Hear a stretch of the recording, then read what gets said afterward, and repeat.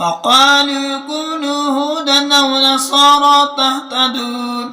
قل بل ملة إبراهيم حنيفا وما كان من المشركين قولوا آمنا بالله وما أنزل إلينا وما أنزل إلى إبراهيم وإسماعيل وإسحاق ويعقوب والأسباط وما أوتي موسى وعيسى وما أوتي النبيون من ربهم لا نفرق بين أحد منهم ونحن له مسلمون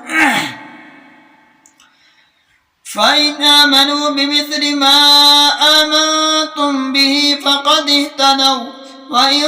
تولوا فإنما هم في شقاق فسيكفيكهم الله وهو السميع العليم صبغة الله ومن أحسن من الله صبغة ونحن له عابدون قل لتحاجوننا في الله وهو ربنا وربكم ولنا أعمالنا ولكم أعمالكم ونحن له مخلصون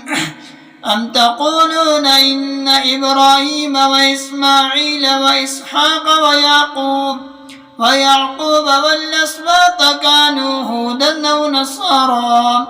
قل أنتم أعلم أم الله ومن أظلم ممن كتم شهادة عنده من الله وما الله بغافل عما تعملون تلك أمة قد خلت لها ما كسبت ولكم ما كسبتم ولا تسألون عما كانوا يعملون.